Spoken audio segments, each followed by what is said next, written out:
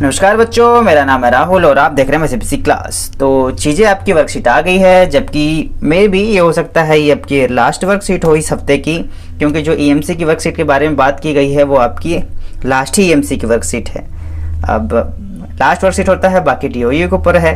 तो चलिए इसे जल्दी से फटाक से कर लेते हैं। जीवन की मौलिक इकाई पुनरावृत्ति के अंदर चल रही है। अब जीवन की मौलिक इकाई भी आप पहले भी कर चुके हैं। अब देखेंगे जो जीवन की मौलिक इकाई थी आपकी स्टार्ट हुई थी वो 19/8/2020 को वर्कशीट 20 से, जो वर्कशीट 20 नहीं सॉरी वर्कशीट 19 से आपका ये चालू हो चुका था।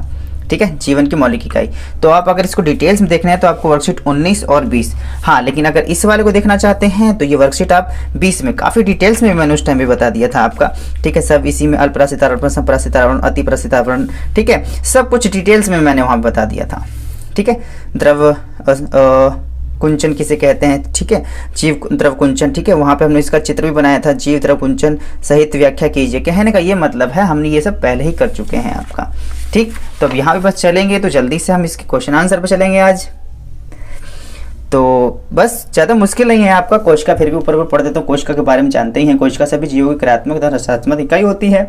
कोशिका झिल्ली आपके दोनों में पाई जाती है। कोशिका मतलब कि दो प्रकार की कोशिका होती है ना आपकी, जंतु कोशिका, पादप कोशिका, दोनों में। और ये झिल्ली क्या होती है, वर्णात्मक परागम होती है तथा कुछ ही पदार्थ अंदर या बाहर आने जाने देती है। पदार्थों का आवागमन कोशिका के भीतर व बाहर उपस्थित पदार्थों की भिन्न भिन्न सांद्रता के कारण होता है।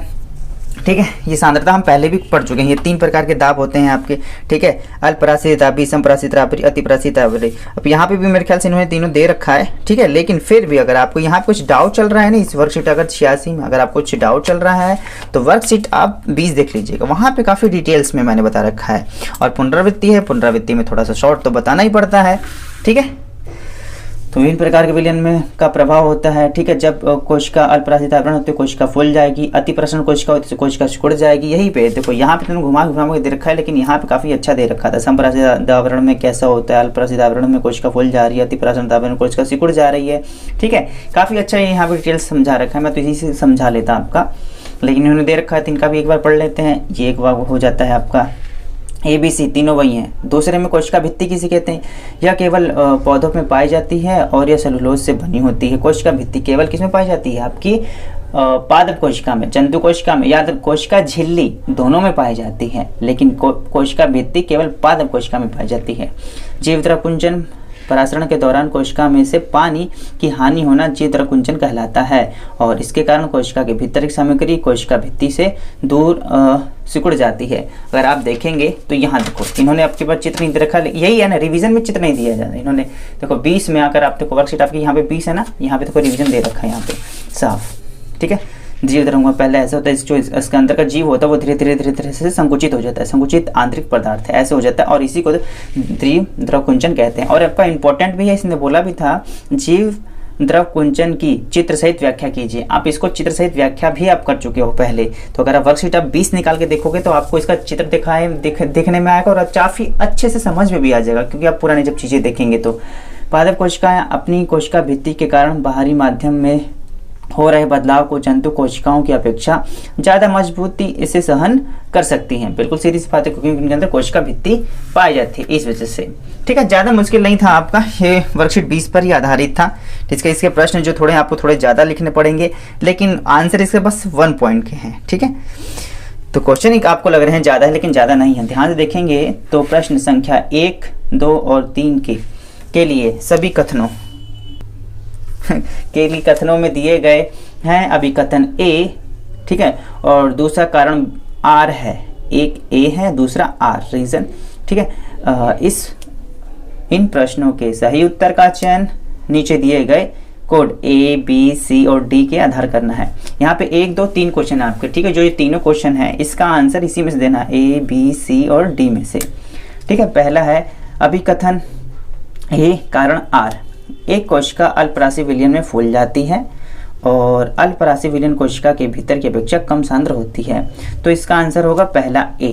ठीक है, A और R दोनों सत्य हैं। R अभिकथन की व्याख्या करता है, अल्पराशि विलयन में कोशिका के भीतर कम सांद्रता होती है, इसी वजह से फूल जाती है। तो पहले का A होगा, पहले का A मैंने यहाँ लिख दिया है, कोई दिक्कत नहीं आएगी। प्रश्न नंबर पहले का A हो जाएगा। दूसरे में चलते हैं। दूसरे में क्या है आपका, पादप कोशिका बाहरी माध्यम में हो रहे बदलाव को जंतु कोशिका की अपेक्षा ज़्यादा मजबूती से सहन कर सकती है। बिल्कुल ये बात सही है। पादप कोशिका में कोशिका भित्ति होती है। ठीक है, अब देखो मैंने यहाँ पे बी लिख दिया, लेकिन ये आपका ए ही है। ठीक है, मैं यहाँ पे इसका ए ही बनाना चाहूँगा, क्योंकि हाँ जो ये सहती है ये बाहर की वजह से ही सह पाती, कोशिका झिल्ली की वजह से ही बाहरी सह पाती। तो यहाँ पे आपको इसे ए बना लीजिएगा। ठीक है, ए है आपका ए। ठीक है, क्योंकि ए और आर दोनों सत्य है और आर अभिकथन की सही व्याख्या करता है। पादप कोशिका भित्ति होने की वजह से ही बाहर की इतनी जो कोशिकाएं होती हैं जंतु की अपेक्षा वो ज़्यादा सहन करती हैं। प्रश्न नंबर 3, अभिकथन आपका कोशिका झिल्ली वर्णात्मक पारगम्य होती है। बिल्कुल पारगम्य होती है और सभी पदार्थों को अंदर आने जाने देती है। देखो पहला तो सही है लेकिन दूसरा टोटल गलत है, तो इसमें कथन ए सत्य है, आर गलत है, तो इसका सी ऑप्शन होगा। कौन सा? सी।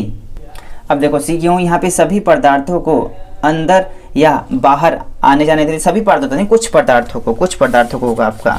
ठीक है, तो आपका ए सत्य है और आर गलत है, इसका आपका हो जाएगा सी। ठीक है, सी। आइए भाई साहब, समझ में नहीं आता, यहाँ पे देखिए सी। ठीक है, यहाँ पे हो जाएगा सी आपका। ठीक है, और तीसरे के बाद आते हैं चौथे पे, पादप कोशिकाओं में कोशिका झिल्ली के अतिरिक्त कोशिका भित्ति भी क्यों पाई जाती है। ठीक है, काफ़ी सिंपल है, आप पहले भी कर चुके हैं ये चीज़। तो ये है आपका कोशिका भित्ति का मुख्य कार्य कोशिका को आकृति प्रदान करना तथा प्रोटोप्लाज्मा की रक्षा करना है। ठीक है, और प्रश्न नंबर 5 पे आ जाते हैं। प्रश्न नंबर 5 में क्या है आपका, कुछ सूखी किशमिश को पहले पानी और फिर चीनी के सांद्र घोल में रखा गया है, किशमिश पर निम्नलिखित प्रभाव होगा, अपने उत्तर के पक्ष में कारण दीजिए। अब देखो ये चीज़ अगर आपको और डिटेल्स में देखनी है तो आप वही है वर्कशीट नंबर 20 में देखेंगे। वर्कशीट नंबर 20 में आपको यहाँ पे साफ दिखाया गया है। ठीक है, यहाँ पे किशमिश के ऊपर किया गया था और यहाँ पे आपका पिछली बार किशमिश और लाल रक्त की और परासिदाबी विलयन में रखने पर उसमें क्या प्रभाव मिलता है, ये चीज़ इसमें बताया गया था। ठीक है, तो सेम चीज़ है, आपको लगता है घुमा घुमा के दे दिया कि पहले इसमें सादे पानी में है फिर आपका चीनी में है, तो कारण क्या होगा, ये फूल जाएगी। इसका आंसर मैं नहीं लिखा तो केवल फूलेगी ये। ठीक है, तो यहाँ पे केवल फूलना, तो यहाँ लिखूँगा केवल फूलना, केवल फूलना। कारण क्या है, अंतःपरासरण के कारण किशमिश केवल फूल जाएगी। यहाँ पे भी लिख रखा है, यहाँ पे भी लिख रखा है, आप अपने हिसाब से लिख सकते हैं। जो ऑप्शन जो इसका है तीसरा, ठीक है, जो है किशमिश फूल जाएगी, इस प्रकार से इसका आंसर हो जाता है। मुझे ये चीज़ें समझ में आई होंगी, ज़्यादा मुश्किल नहीं है। ठीक है, और ये वर्कशीट इनको थोड़ी सी लेट आ गई तो क्या करें। और ठीक है, डिटेल्स मैंने आपको बता ही दिया है कि अगर आपको ज़्यादा देखना है तो वर्कशीट आप 20 में बिल्कुल ताक-झाक कर सकते हैं, जिसमें कि कोई दिक्कत नहीं आएगी आपको। ठीक है, ये वहीं से लिया गया है। ठीक है, तो मैं ज़रूर कहना चाहूँगा अगर आपको ना समझ में आए तो वर्कशीट नंबर आप 20 बार कहता हूँ, कई बार बच्चे भूल जाते हैं ना, को जरूर देखें। मैं से बेसिक क्लास की इस वीडियो को देखने के लिए धन्यवाद। जय हिंद, जय भारत।